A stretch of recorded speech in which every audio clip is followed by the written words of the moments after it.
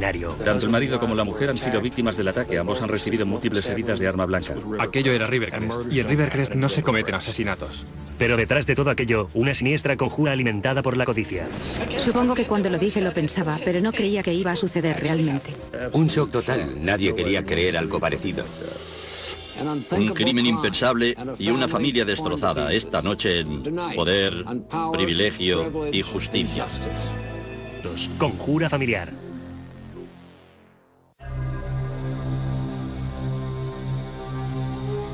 El 12 de marzo de 1992, a las 3:30 de la madrugada, alguien llama a la puerta de una residencia en el exclusivo barrio de Fort Worth llamado Rivercrest. Es su vecino, el acomodado empresario Jack Koslow.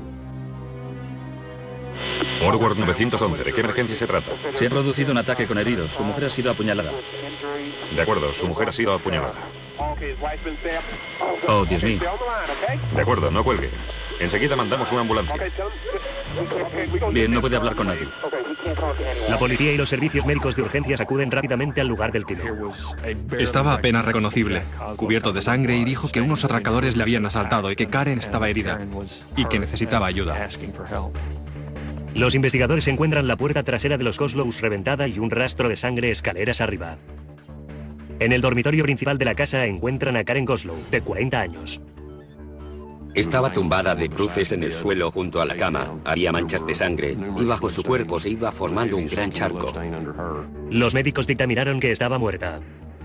Karen presentaba un traumatismo causado por un objeto contundente en la nuca, una cuchillada increíblemente profunda en la garganta, prácticamente de oreja a oreja, debajo de la barbilla. Había alzado las manos para protegerse. Milagrosamente, su marido había sobrevivido al brutal ataque. Mientras los servicios médicos le atienden en casa de su vecino, los investigadores intentan sacarle toda la información posible sobre lo ocurrido. Jack tenía una herida en la cabeza y una herida de arma blanca muy considerable en la garganta. Su memoria parecía flaquear un poco. Contó a los investigadores que su mujer y él se habían despertado al oír la alarma antirrobo. Luego dijo que había oído pasos, que subían corriendo por la escalera. La puerta del dormitorio se abrió de golpe, y mientras él intentaba alcanzar una de sus armas en el armario, donde guardaba varios rifles, oyó dos voces que decían: todo el mundo al suelo, al suelo, al suelo, llevamos armas, al suelo. Al momento empezaron a golpearles a ambos con un objeto contundente, y de repente solo vio las estrellas. Y todo fue muy confuso. Jack dijo que cuando recobró el conocimiento estaba muy desorientado y con la vista nublada. Distinguió a Karen inmóvil en el suelo e intentó llamar pidiendo ayuda.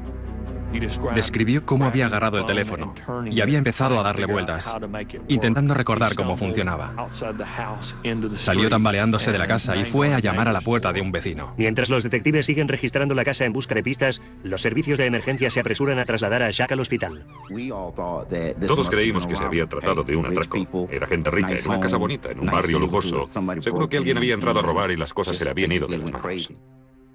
Rivercrest no es precisamente el tipo de lugar donde los vecinos llaman a la puerta en medio de la noche cubiertos de sangre. Era un barrio residencial de gente acomodada de toda la vida, donde vivían los Bassi, los Hyder y los Carter. Y de repente su elegante barrio era un hormiguero de policías y periodistas.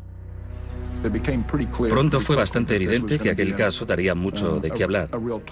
El jefe de policía de Fort Worth incluso respondió a la llamada. Y en aquella época era muy poco habitual que el jefe de policía de una localidad tan grande respondiera a la llamada de un asesinato. Visto el grado de violencia, los investigadores sospecharon que se trató algo más que un atraco chapucero. No parecía ser un atraco ni un robo, porque aunque la casa estuviera bastante revuelta, este no parecía ser el motivo principal del ataque. El dormitorio era un mar de sangre.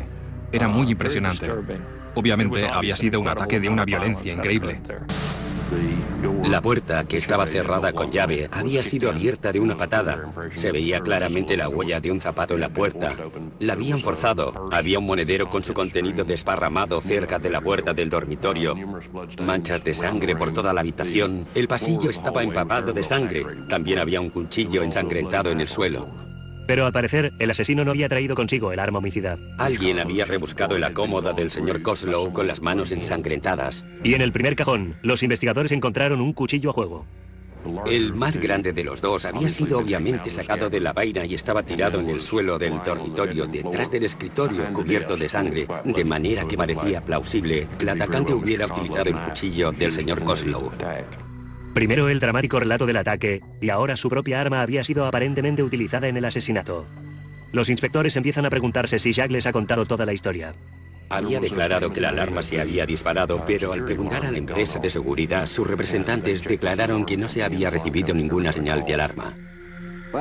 Cuando a la mañana siguiente los aspersores del césped se dispararon en el club de Rivercrest, la policía empezaba a sospechar que fuera lo que fuera lo ocurrido a Karen Coslow, tenía que haber sido un asunto interno.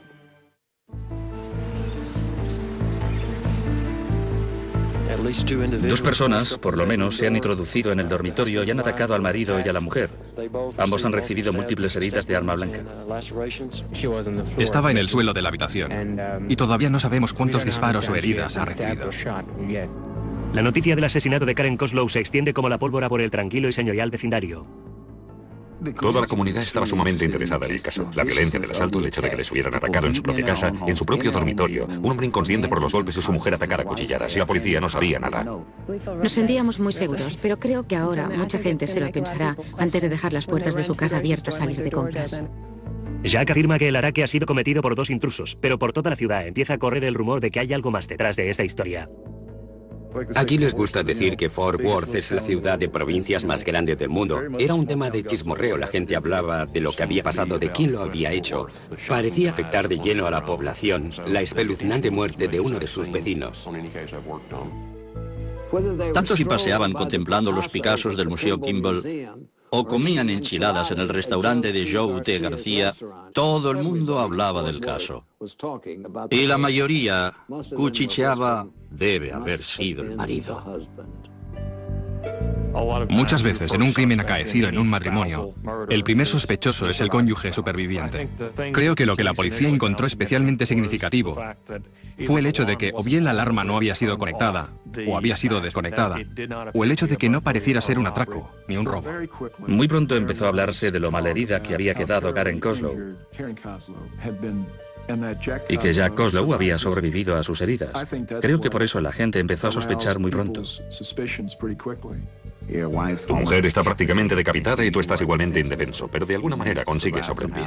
Se trabajaba con la teoría de que había sido el señor Coslow quien lo había preparado todo para que pareciera que se trataba de un intruso. Mientras los especialistas siguen registrando la casa, los investigadores empiezan a estudiar de cerca la familia que vivía en ella. Al empezar a investigar el caso, el matrimonio parecía estar muy bien avenido. Un matrimonio sin grandes tensiones ni desdichas.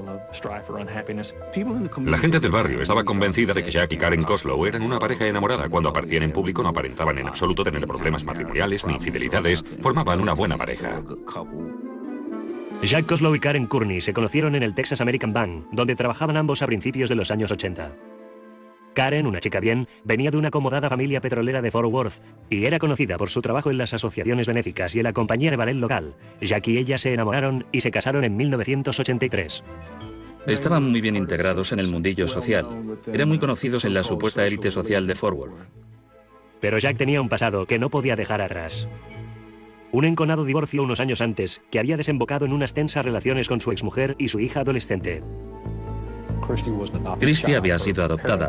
Sus padres, Paula y Jack Coslow, se divorciaron cuando todavía era pequeña y las fricciones entre ambos hogares eran muy evidentes. Se trataban con mucho desprecio y desagrado.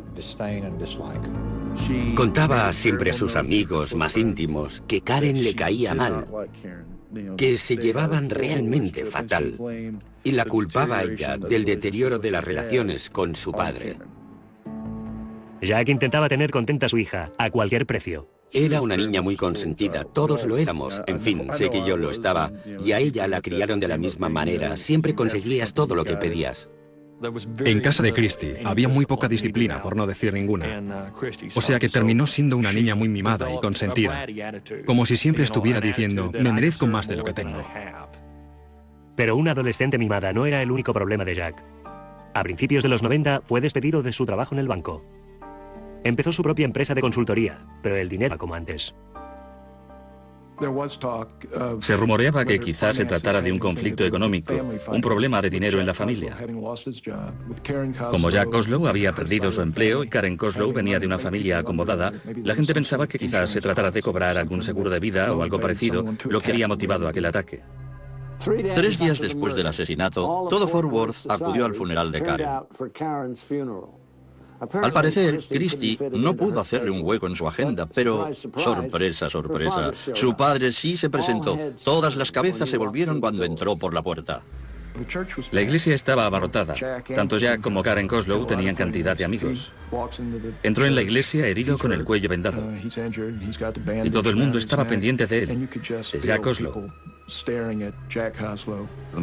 De hecho, en su funeral también había investigadores que no le quitaban la vista de encima, porque se sospechaba que estaba involucrado de alguna manera. La gente se preguntaba cómo era posible que su mujer hubiera sido víctima de tamaña carnicería y él estuviera en suficiente buen estado para ir a la iglesia. Pero si Jack estaba fingiendo, la verdad es que lo hacía muy bien. Estaba muy pálido, hacía muy mala cara, hasta tal punto que no le pregunté nada. Le dejé ir porque pensé que era el funeral de su mujer. Y fue entonces cuando empecé a pensar, quizá no sea él el culpable. La verdad es que estaba muy mal aquel día. Las heridas de Jack eran increíblemente graves.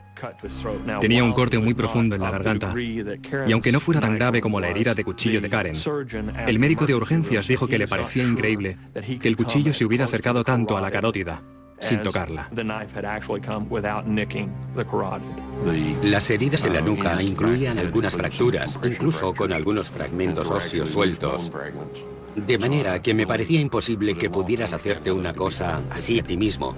Un corte profundo en la garganta, golpes en la nuca, autoinfligidas, no lo creo. Pero a pesar de estas observaciones, la policía no puede eliminarle como sospechoso. Los investigadores habían estado tan seguros de que Jack Koslow era el culpable que incluso tenían una orden de arresto en su nombre. Poco podían sospechar que una llamada telefónica estaba a punto de dar un giro de 180 grados al caso. Al avanzar en su trabajo en la escena del crimen, la policía empieza a darse cuenta de que la sospechosa historia de 2 desconocidos contada por Jack puede ser cierta. Encuentran pistas cruciales en un aparato de aire acondicionado en el exterior de la casa de los Koslow. Encima del compresor había huellas de 2 tipos de calzado distintos. Uno de ellos con líneas garabateadas, el otro con diversas formas geométricas y tacos. En el interior, la distribución de las manchas de sangre confirma que Jack y su mujer han sido víctimas de un ataque, tal como Jack había declarado. El dormitorio principal estaba sembrado de gotas de sangre procedentes de alguien que está muy cerca de este punto, justo aquí.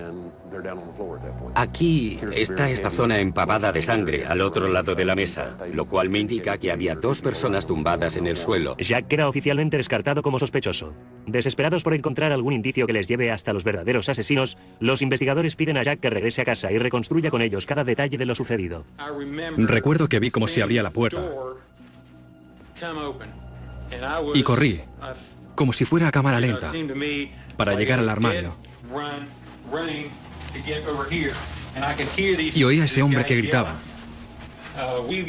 "Estamos armados, al suelo". Y recuerdo que luego me pegaron y pegaron y pegaron.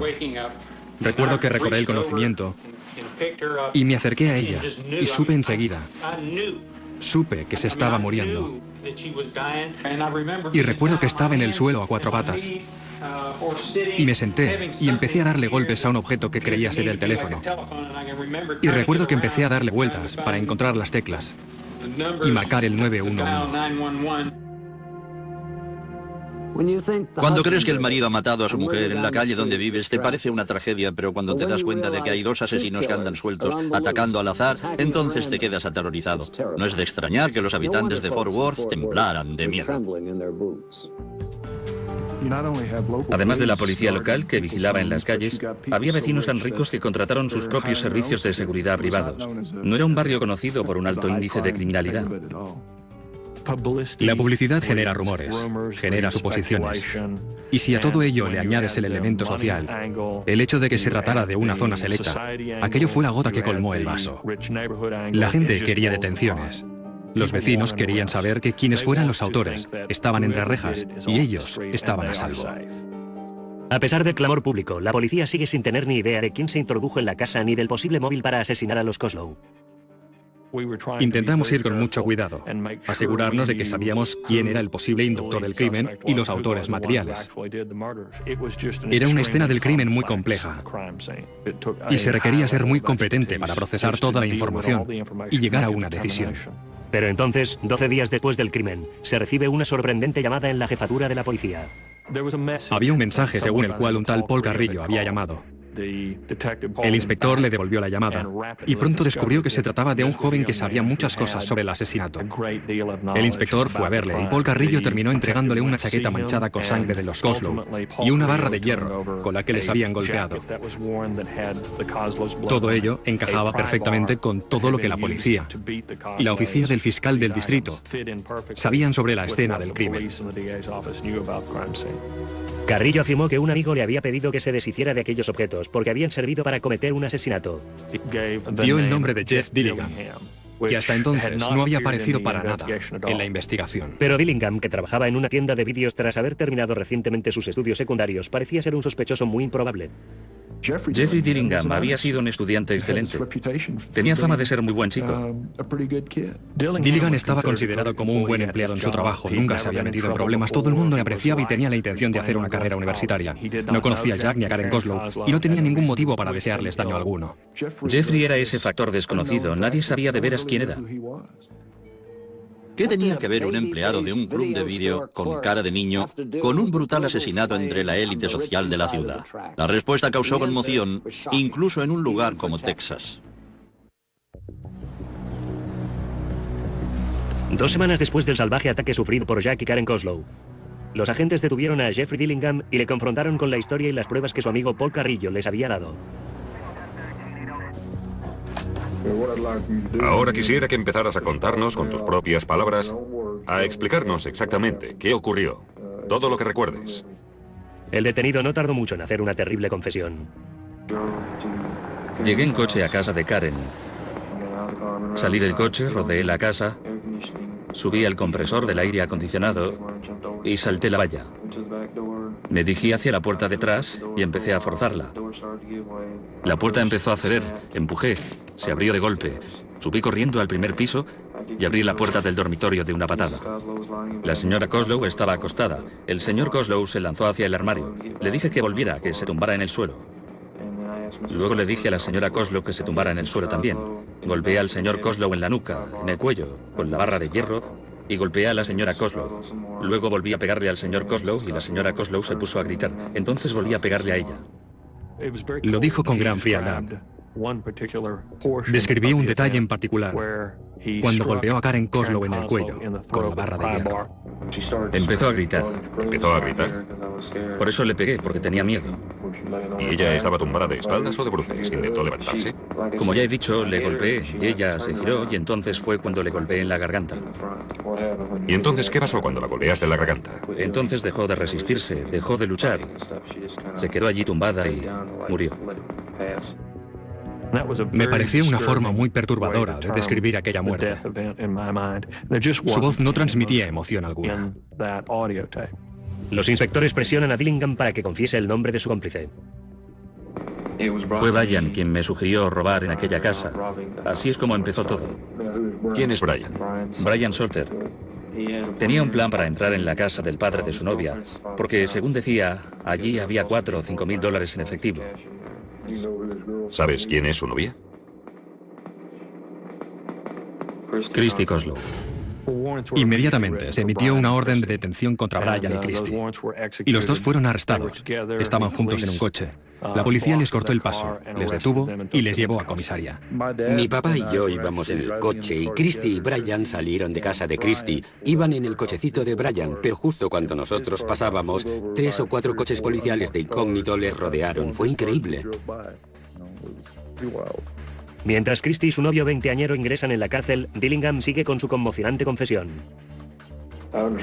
Tengo entendido que, según tú, fue Brian quien te habló de este tema, ¿verdad?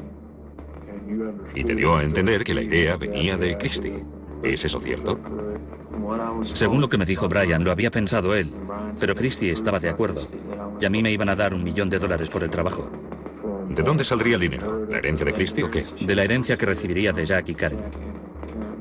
Christie había convencido a Brian de que estaba en el testamento y que si ambos morían, todo el dinero de Karen pasaría a Jack y de Jack a ella. Tras un duro interrogatorio, el novio de Christie la acusa a ella. Afirma que ha sido Christie el cerebro del asesinato. Ella había dibujado un pequeño diagrama. Había escrito el código de la alarma. Había pasado con ellos ante la casa varias veces. Con las declaraciones de los chicos, los investigadores creen tener el caso resuelto y una segura condena para Christie. Pero ella empieza a dárselas de víctima. Todo empezó hace mucho tiempo. Él y yo empezamos a hablar de las cosas que ellos tenían en casa. Y luego él y sus amigos empezaron a decir, bueno, ¿y qué pasaría si esos dos desaparecieran? O sea que empezaron a meterme la idea en la cabeza. Se puso muy melodramática. Afirmó que no había tenido nunca la intención de llevarlo a cabo, que quizá había dicho alguna vez que deseaba su muerte, y quizá había dicho que entregaría mucho dinero a quien lo hiciera. Pero no lo decía en serio, ni de adolescente. Solo le dije que todo sería más fácil si esos dos desaparecían. Sería más fácil para mí y para mi mamá, porque ellos dos nos habían hecho tanto daño durante los últimos 9 o 10 años. Y supongo que lo pensaba de veras cuando lo dije, pero no pensé que sucedería todo como acabó sucediendo. Creo que todo aquello no era real para mí. Y ya te diré yo lo que es real. Tu madrastra en su tumba y tu padre con la garganta abierta. Qué lástima que ninguno de los caros colegios privados a los que Christie acudió no le hubieran inculcado un poco de sentido común. Pero al parecer, aquella princesita solo se regía por sus propias reglas. Yo lo que digo es que un asesinato es un asesinato. Cada vez hay más adolescentes implicados en este tipo de casos. Sabía que Christie había tenido problemas con su padre y sabía que odiaba a Karen, pero no creía que fueran unos sentimientos tan profundos. No le gustaba su madrastra. Para ella era una amenaza, pero no en realidad. Esta noche la hijastra Christie Koslow, su novio Brian Salter y el amigo de Estrie Jeffrey Dillingham duermen en la cárcel con una fianza de $500.000. Los tres han confesado. Entonces se armó. Christie es una chica muy exigente que tenía una extraña influencia sobre su exnovio Brian Salter. La fiscalía espera que la fecha del juicio se anuncie antes de un mes. De momento están detenidos en la cárcel del condado de Tarrant. La cosa se desmadró. Durante 2 semanas el asesinato había estado en boca de todo el mundo. Solo se hablaba del caso Koslow. Pero de repente, cuando se supo quién lo había hecho, la conmoción fue todavía más extraordinaria. Nadie quería creer que unos chicos tan jóvenes pudieran ser responsables de algo semejante. La única persona que no parecía sorprendida era Jack Koslow. Jack tenía ciertas sospechas de que Christie podía estar implicada, por la gran antipatía que Christie sentía hacia su madrastra y los problemas que habían tenido en el pasado, y porque sabía que Christie creía merecerse mucho más de lo que tenía.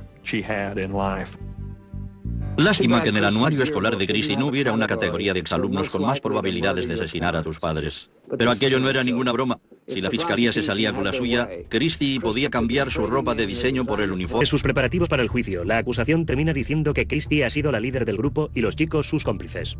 Christie había reclutado a Brian. Brian se había juntado con Christie porque pensó que a través de ella tendría acceso a un estilo de vida que no tenía y que deseaba. Salter reclutó a Dillingham. Le dijo que Christie le pagaría $1 millón si hacía este trabajo. Y a Dillingham le pareció un buen negocio. Pero la confesión de Christie no era precisamente lo que necesitaban. La declaración de Christie solo consistía en principio en decir: Karen y yo nos llevábamos muy mal. Probablemente dije en algún momento que me gustaría verles muertos. Seguramente se lo dije a Salter. Seguramente dije que heredaría mucho dinero. Era bastante incriminatorio, pero no era una incriminación tan sólida como queríamos. La acusación decidió juzgar primero a Dillingham. Si demuestras que tus argumentos son muy sólidos, eso puede tener un efecto dominó y las otras piezas empiezan a caer. Obviamente, la fiscalía deseaba condenar a Christie. Ella había sido la inductora, el cerebro del asesinato. Dillingham no iba a cargar con toda la culpa, por lo que decidieron juzgarle a él primero y ver qué pasaba luego. Debido a la gran publicidad del caso, el juicio se celebra al norte, en Wichita Falls. Christie Koslow, la hija adoptiva de Jack Koslow, había contratado a Brian Salter, su novio, y el amigo de este, Jeffrey Dillingham, para que asesinaran a su padre Jack Koslow y a su madrastra Karen Koslow. Oirán los detalles de lo que sucedió en aquel dormitorio. La cinta con la confesión grabada del acusado, en sus propias palabras, con su propia voz, les contará cómo planificó el crimen lo mejor que pudo, porque no quería que le atraparan. Durante todo el juicio, la acusación pública lleva las de ganar. Jack Koslow es un importante testigo. Nos ordenaron que nos tumbáramos en el suelo, y yo me tumbé en el suelo, al pie de la cama. Y Karen salió de la cama y vino a tumbarse a mi lado. Lo que siempre recuerdo de Jack Koslow es su forma de contar los detalles, sin perder el control en ningún momento. Karen tenía una gran melena. Su pelo era precioso. Y una de las cosas que recuerdo es que estaba tan cubierta de sangre que toda la cabeza estaba empapada. Hubiera sido muy comprensible que se derrumbara, que se emocionara, pero no lo hizo. Ese no fue el caso, sin embargo, con el acusado Dillingham. Durante todo el juicio, cada día del juicio, Jeff Dillingham no hacía más que sollozar con la cabeza gacha. Las manos le temblaban todo el rato. No hacía más que llorar y llorar. Estaba en un barco que se hundía y no hacía gran cosa para permanecer a flote. Las cosas van de mal en peor para Dillingham cuando su viejo amigo Paul Carrillo sube al estrado. Jeff me preguntó cómo andaba. ¿Y usted qué le contestó? Yo le contesté que no andaba demasiado bien. Y él me dijo entonces, bueno, peor ando yo. Y me dijo que había matado a alguien. Carrillo era la conexión con el arma homicida. Era la conexión con la ropa manchada de sangre, que se había comprobado era la sangre de Jack y Karen. Era un testigo sumamente importante. Pero la prueba más incriminatoria la presentará el propio acusado. La confesión fue el elemento fundamental de la acusación. Lo contaba él mismo, con eso se condenó él mismo. Empezó a gritar. ¿Empezó a gritar? Por eso le pegué, porque tenía miedo. ¿Y ella estaba tumbada de espaldas o de bruces? Como ya he dicho, le golpeé y ella se giró. Y entonces fue cuando le golpeé en la garganta. ¿Y entonces qué pasó cuando la golpeaste en la garganta? Entonces dejó de resistirse, dejó de luchar. Se quedó allí tumbada y murió. Aunque no prestó declaración ante el tribunal, aunque apenas podía ver nada porque estaba con la cabeza gacha todo el rato, el propio Dillingham clavó el último clavo en su ataúd. El propio acusado nos lo ha dicho, que ella empezó a gritar y entonces le golpeó en la garganta. Y ella dejó de gritar. ¿Quieren algo más claro? El jurado no tardó más de 2 horas en declarar a Jeffrey Dillingham culpable de asesinato. Al día siguiente, su destino quedó sellado. ¿Algún motivo por el que no se pueda dictar sentencia? Este tribunal ordena que el acusado, Jeffrey Dillingham, habiendo sido declarado culpable del delito de asesinato por el jurado, sea castigado con la pena de muerte y, por lo tanto, antes del amanecer de una fecha a decidir por este tribunal, morirá en la penitenciaría estatal de Huntsville, Texas, mediante una inyección intravenosa de una sustancia o sustancias en cantidades letales suficientes para causarle la muerte. De regreso a Fort Worth, los fiscales se preparan para el juicio contra Brian Salter. Estábamos a un par de semanas de iniciar la selección de jurado para el juicio contra Salter, cuando sus abogados nos ofrecieron un trato. Preguntaban si estaríamos dispuestos a aceptar una condena de cadena perpetua, en lugar de la pena de muerte, a cambio de declararse culpable. El Estado acepta perdonarle la vida, pero solo si confiesa toda la historia. Brian era un elemento crucial para condenar a Christie. Las pruebas que teníamos contra ella eran las menos convincentes. Mira lo que le ha pasado a tu amigo y cómplice. Y encima quizá no fuera tan culpable como tú en todo ese asunto. De manera que el señor Salter aceptó declarar contra Christie. Según Brian Salter, Christie le llevó un día a Rivercrest para que viera a su futura víctima. Mientras él observaba desde el coche, Christie saltó, abrazó a su padre y le dijo cuánto le quería. Un verdadero beso de Judas. Brian también nos indicó varios amigos de Christie, a los que ella les había dicho ciertas cosas. Me dijo, si una cosa así le sucediera a mi padre, entonces podríamos hacer rica a mucha gente. Los investigadores descubrieron que la pandilla de pijos de Christie solo había alentado su mal comportamiento. Siempre estaban bromeando sobre quién iba a conseguir el coche más espectacular al cumplir los 18 años y tener dinero. Su grupo de amigos venían todos de padres ricos. Solo se trataba de ellos, de lo que querían. No pensaban en nadie más. Y lo que podían sacar a sus padres para vivir de la manera que ellos querían. Pero Christie había ido todavía más lejos. Christie siempre pensó que un día sería muy rica y decía, ¿quién quiere matar a mis padres? Nunca nos lo tomamos en serio. Solo pensábamos, vale, ya está otra vez diciendo fantasmadas para impresionarnos y divertirnos, para que pensemos que es una tía guay. Simplemente, Christie era una persona muy madura. Había estado diciendo cosas por ahí. La defensa debía hacer comprender al jurado los motivos que podían empujar a alguien a decir ese tipo de cosas, y que eso no significaba que deseara de veras que alguien lo hiciera. En junio de 1994, Christy Koslow, de 19 años, comparece ante un tribunal acusada de un delito punible con la pena capital. Las pruebas de la acusación pública bastaban sin duda para que se pudiera esperar un veredicto de culpable. Tenía confesiones por escrito y confesiones grabadas. Eran pruebas muy sólidas. Pero de todas formas, el desenlace del juicio no estaba muy seguro. La acusación contra Christie dependía de Salter. Dependía del hecho que sabían cosas sobre el interior de la casa. Sabían dónde se guardaban las armas. Conocían el código para desactivar la arma. Sabían por dónde podían entrar de la manera más rápida. No teníamos demasiadas pruebas físicas. Christie había procurado no tener ningún contacto directo con Jeff Dilligan. Tenía contacto con Brian Salter. Pero Brian Salter había funcionado como parachoques entre Christy Koslow y Jeff Dilligan. Un desfile de antiguas amistades sube al estrado como testigos de la acusación.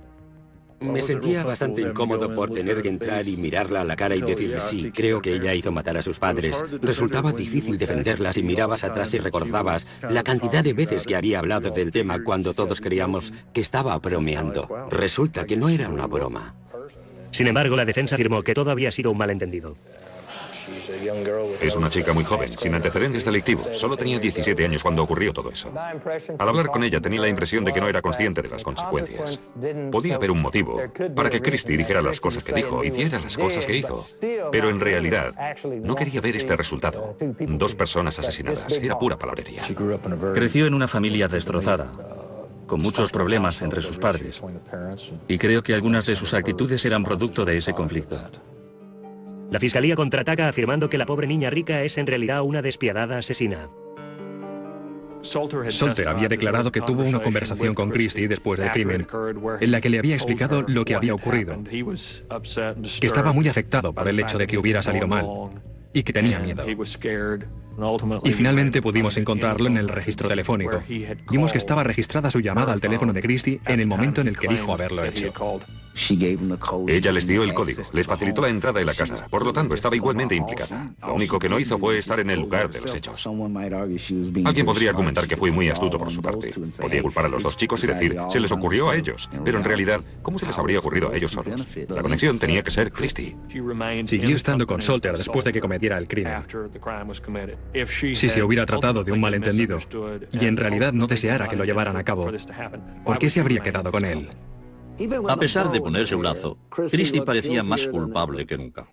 Y si esperaba un apoyo de última hora por parte de su padre, se equivocaba radicalmente. Jack subió al estrado, calificó a Christie de peligro para la sociedad y dijo que merecía la pena de muerte. Era un odio tan devorador, tan total. Por eso hablaba de ello con otra gente. No porque solo fuera una criminal en sus fantasías, sino porque estaba consumida de maldad. En sus alegatos finales, la acusación y la defensa dibujan 2 perfiles completamente distintos de Christy Koslow. Christy Koslow no estuvo nunca presente cuando los 2 autores quedaron en el asesinato. No tiene la madurez intelectual necesaria para organizar una pelea a pedradas. Y sin embargo, quieren hacerles creer que fue capaz de orquestar, controlar y dirigir. ¿Es acusa por hacer lo que hizo? ¿Decir que cuando era pequeña le habían dado 4 bofetones? ¿Por quién nos toman? ¿Por unos estúpidos? Tras 8 días escuchando a los testigos, el jurado se retira para deliberar. 3 horas después anuncian su veredicto. Este jurado declara a la acusada culpable de asesinato punible con la pena capital. Firmado H.L. Lang. No, yo no diría que ha sido una sorpresa en absoluto. Siempre he dicho que éramos optimistas, pero no estamos en absoluto sorprendidos por el veredicto. Christie estaba a la espera de que la sentencia decidiera su destino. Este tribunal dicta sentencia de cadena perpetua en la División Institucional del Departamento de Justicia Criminal de Texas. Que el sheriff de este condado entregue a la acusada al director de dicha institución para que cumpla su condena tal como estipula la ley. Por supuesto, la sentencia que se le impone es mejor que la pena de muerte. pero no es nada atractiva para nadie. Y allí estaba ella, con tan solo 19 años, y su vida a todos los efectos se había terminado. Es muy triste. Estaba seguro de que la condenarían a muerte. Fue todo un shock cuando vi que no la condenaban. Es terriblemente difícil para los miembros del jurado ver a una mujer tan joven, una adolescente en realidad, y condenarla a muerte. Sabían que no conseguirían una pena de muerte para Lou, lo sabían desde el principio. Me sabe muy mal por su padre, tener que declarar contra ella. Espero que en su corazón pueda perdonarla un poco. Opino que ha recibido su merecido. Vida o muerte. Casi todas las personas involucradas en el caso solo quieren pasar página. Ha sido un caso muy largo. Ha sido un proceso muy largo. Me alegro de que se haya terminado. ¿Podría darnos su opinión sobre el resultado del juicio? Un comentario, por favor. ¿Quiere hacer alguna declaración? No puedo hablar con todos, todo está bien. Pero otros se preguntan si la historia de Christie no será un cuento con moraleja. Christie no era tonta. Sacaba malas notas. Apenas podía pasar de curso, pero era muy lista. Utilizaba su inteligencia para otras cosas. Creo que las cosas se torcieron del todo cuando sus padres se divorciaron. Si estás acostumbrado a salirte siempre con la tuya, no es muy difícil pasarse de rosca. No se llevaba muy bien con sus padres, pero bueno, con 16, 18 años, ¿quién lo hace? Quería ser una hija de papá y por el motivo que fuera, no lo era. El asesinato de los Koslow se recordará como uno de los crímenes más sonados. Tocó una fibra sensible. Una hija que se había vuelto contra sus padres y las horribles consecuencias de sus actos. Hizo que la gente pensara en sus propias familias y en lo afortunados que eran, por lo que les había ocurrido a los Koslow. En el año 2000, Jeff Gant fue ejecutado con una inyección letal. En cuanto a Christie, pues tampoco le tocó la lotería. Del dinero necesario para estudiar, ni siquiera aparecía en el testamento. Lástima que no lo pidiera. Los familiares de Karen habrían pagado cualquier precio para poder tenerla en vida todavía. Dominic Dunne, para la televisión judicial. Visto el grado de violencia, investigadores sospecharon que se trató algo más que un atraco chapucero. No parecía ser un atraco ni un robo, porque aunque la casa estuviera bastante revuelta, este no parecía ser el motivo principal del ataque. El dormitorio era un mar de sangre. Era muy impresionante. Obviamente había sido un ataque de una violencia increíble. La puerta, que estaba cerrada con llave, había sido abierta de una patada. Se veía claramente la huella de un zapato en la puerta. La habían forzado. Había un monedero con su contenido desparramado cerca de la puerta del dormitorio. Manchas de sangre por toda la habitación. El pasillo estaba empapado de sangre. También había un cuchillo ensangrentado en el suelo. Pero al parecer, el asesino no había traído consigo el arma homicida. Alguien había rebuscado en la cómoda del señor Koslow con las manos ensangrentadas. Y en el primer cajón, los investigadores encontraron un cuchillo a juego. El más grande de los dos. Milagrosamente, su marido había sobrevivido al brutal ataque. Mientras los servicios médicos le atienden en casa de su vecino, los investigadores intentan sacarle toda la información posible sobre lo ocurrido.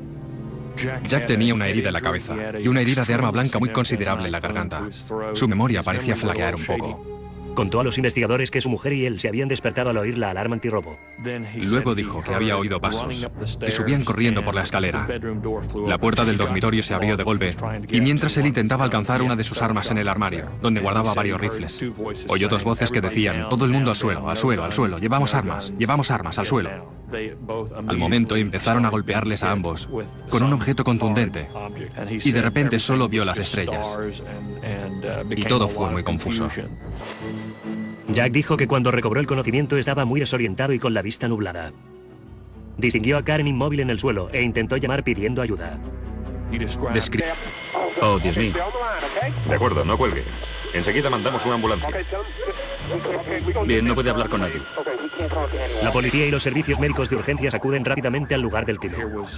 Estaba apenas reconocible, cubierto de sangre, y dijo que unos atracadores le habían asaltado y que Karen estaba herida y que necesitaba ayuda.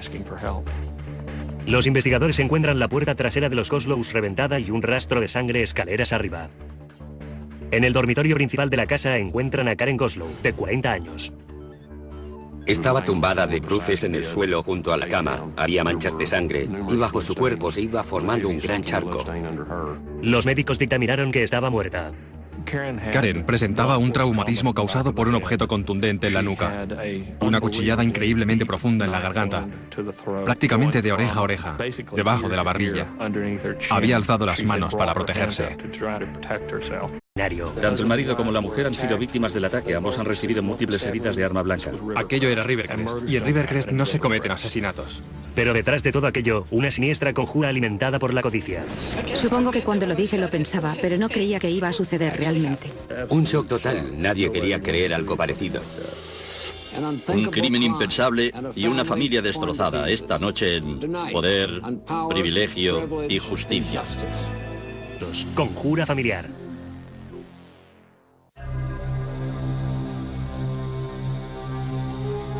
El 12 de marzo de 1992, a las 3:30 de la madrugada, alguien llama a la puerta de una residencia en el exclusivo barrio de Fort Worth llamado Rivercrest. Es su vecino, el acomodado empresario Jack Koslow. Fort Worth 911, ¿de qué emergencia se trata? Se ha producido un ataque con heridos. Su mujer ha sido apuñalada. De acuerdo, su mujer ha sido apuñalada. Y vio cómo había agarrado el teléfono y había empezado a darle vueltas, intentando recordar cómo funcionaba. Salió tambaleándose de la casa y fue a llamar a la puerta de un vecino. Mientras los detectives siguen registrando la casa en busca de pistas, los servicios de emergencia se apresuran a trasladar a Jack al hospital. Todos creímos que se había tratado de un atraco. Era gente rica, en una casa bonita, en un barrio lujoso. Seguro que alguien había entrado a robar y las cosas se le habían ido de las manos. Rivercrest no es precisamente el tipo de lugar donde los vecinos llaman a la puerta en medio de la noche cubiertos de sangre. Era un barrio residencial de gente acomodada de toda la vida, donde vivían los Bassi, los Hyder y los Carter. Y de repente su elegante barrio era un hormiguero de policías y periodistas. Pronto fue bastante evidente que aquel caso daría mucho de qué hablar. El jefe de policía de Fort Worth incluso respondió a la llamada. Y en aquella época era muy poco habitual que el jefe de policía de una localidad tan grande respondiera a la llamada de una